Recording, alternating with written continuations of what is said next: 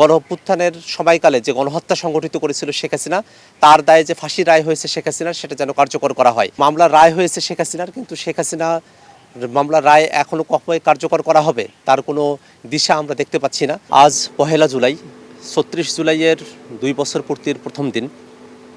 এই 36 জুলাইয়ের যে গণঅভ্যুত্থান, যার মধ্য দিয়ে বাংলাদেশের মানুষেরা রাজপথে জীবন দিয়েছেন এবং দীর্ঘদিন ধরে চেপে বসা এক ফেসিবাদ স্বৈরাচার শাসন থেকে বাংলাদেশকে মুক্ত করেছিলেন, সেই দিনের সূচনা আজ 1 জুলাইয়ের মধ্য দিয়ে শুরু হয়েছিল। কোটা সংস্কারের দাবিতে যে আন্দোলন, পরবর্তীতে সেটা গণঅভ্যুত্থানের রূপ নেয়।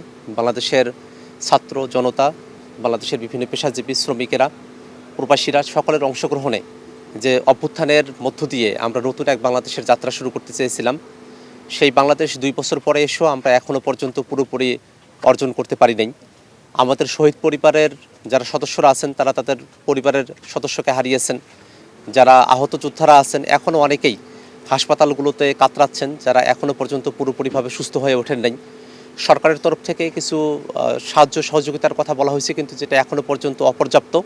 এই কারণে আমরা বর্তমান সরকারের কাছেও আহ্বান জানাবো, জুলাই অভ্যুত্থানে যারা শহীদ হয়েছেন এবং যারা আহত হয়েছেন, বিশেষত যারা এখন পঙ্গু অবস্থায় আছেন এবং চিকিৎসাধীন অবস্থায় আছেন, তাদের চিকিৎসার পরিপূর্ণ ব্যবস্থা করা এবং আমাদের শহীদ পরিবার এবং আহত পরিবারগুলো তাদেরকে পরিপূর্ণভাবে পুনর্বাসনের আওতায় নিয়ে আসে এই সরকারের অন্যতম একটা প্রধান দায়িত্ব বলে আমরা মনে করি।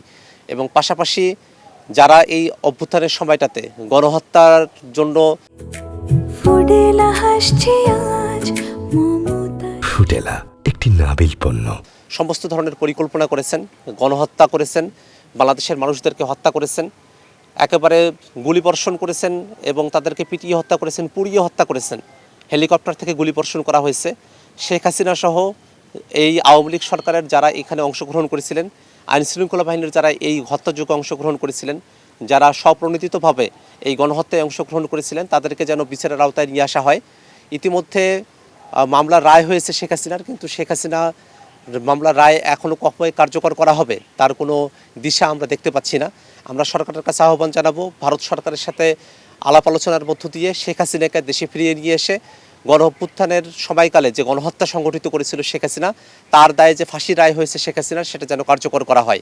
পাশাপাশি জুলাই ফাউন্ডেশন এখন এক প্রকার অকার্যকর অবস্থায় আছে, যেহেতু জুলাই ফাউন্ডেশনের বেতনাদি অনেক দিন ধরেই বন্ধ অবস্থায় আছে। আমরা সরকারের কাছে দাবি জানাবো যাতে করে জুলাই ফাউন্ডেশনের বেতন এবং জুলাই ফাউন্ডেশনকে একটা কার্যকর প্রতিষ্ঠানে পরিণত করবার জন্য সকল ধরনের রাষ্ট্রীয় সুযোগ সুবিধা জুলাই ফাউন্ডেশনকে প্রদান করা হয়। পাশাপাশি যে জুলাই জাদুঘর এবং জুলাই স্মৃতির জন্য যেটা উন্মুক্ত করার কথা ছিল, এখনও পর্যন্ত সেটা যে উন্মুক্ত করা হয় নাই, জনগণ সেখানে যেতে পারছে না। এতে করে 2 বছর ধরে সেখানে যে আলামতগুলো এবং নিদর্শনগুলো রাখা হয়েছে, সেগুলো অনেক কিছুই ধ্বংসপ্রাপ্ত হওয়ার মুখে পড়ে যেতে পারে, নানা ধরনের অসুবিধা হতে পারে। আমরা এই কারণে সরকারের কাছে আহ্বান জানাবো যে যেন জুলাই স্মৃতি জাদুঘর সেটা অতি দ্রুত উন্মুক্ত করা হয় এবং বাংলাদেশের সকল মানুষের জন্য সেটাকে ওপেন করে দেওয়া হয়, মানুষেরা যেন সেখানে আসতে পারেন এবং জুলাইয়ের সাথে নিজেদেরকে সম্পৃক্ত করতে পারেন।